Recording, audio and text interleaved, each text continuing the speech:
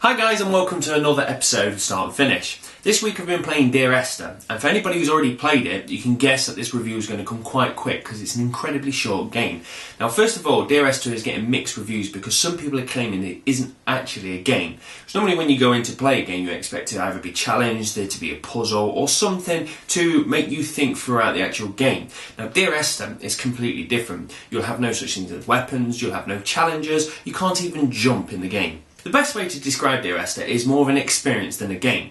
Now, I don't want to say too much about the story because the thing is, when you actually start playing this game or experience, you will have this done around about within 1 hour. So it all depends if you're actually one of these people who like to investigate the world and see what's been created around you.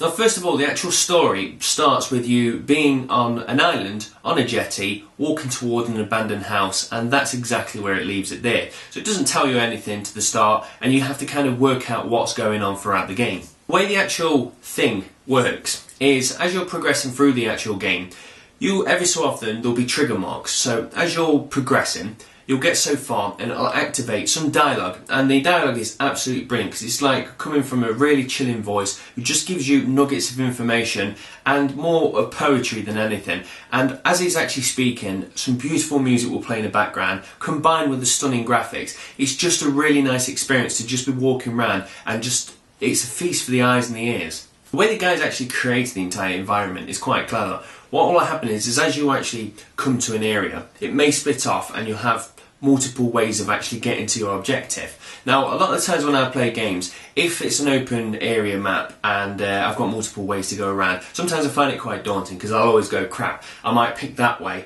and then I'll end up missing all this stuff out, kind of thing. Whereas Dear Esther, it's a very linear game, but every so often it will slightly open up, and if you pick one way, it will always lean back to exactly where you need to go. So it keeps you on track while at the same time letting you slightly explore the small areas. Once you've played Dear Esther for about 30 minutes or so, you can kind of get a feel for what story they're trying to tell you, and then towards the end you can see when it's about to wrap up, so you can kind of tell when the ending's going to end. But one thing I will actually say is if you do play this game, it is definitely worth keeping your eyes peeled, because when I first played the game, I noticed there was figures around the mountains, and I kind of double taked and looked, and by the time I actually looked again, they had disappeared, and it kind of made me think, did I see that, or was that some mind trick that the game was playing on there? And then as I advanced through the actual game, I saw a second thing that kind of confirmed that yes, the game's actually playing tricks with me.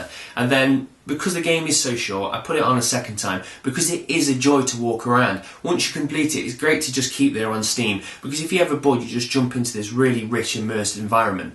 But as I played it the second time, I actually noticed one or two other things creeping around in the background in the shadows. So when you're playing the game, keep your eyes peeled because there will be things happening and you'll only have a few seconds to actually see it. So all in all, is it worth buying Dear Esther?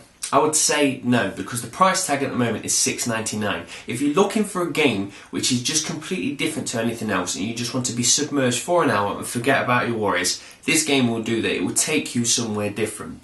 But at $6.99, I think that's quite steep for about an hour's worth of play.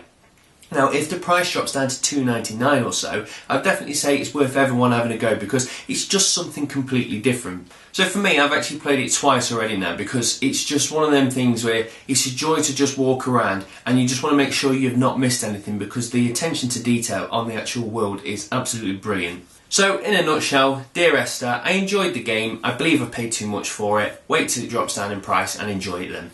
Right, so going from digital download experiences to a proper game now, and that is Bulletstorm. Now, I've played 30 minutes of this, exactly what it says on the tin. It's just a fast, in-your-face game, not a great story, but that's all I've actually got from 30 minutes of it. Obviously, it can completely change, but no, it's quite nice because after playing Cave Story, which is incredibly hard, and then playing Dear Esther, which wasn't a challenge at all, you just went from left to right, it's nice to actually just jump in and just go with a traditional first-person shooter, in-your-face craziness. So, no, I'm enjoying that, but I do want to get it done ASAP, simply because today is Wednesday, and Friday is Mass Effect 3 release date. So when that comes, that's going to probably take over my life. So hopefully I'll get that done before Mass Effect. If not, it may get shelved while I fall in love with the universe of Mass Effect, but we shall soon see. So thank you for watching, guys. Cheers. Bye.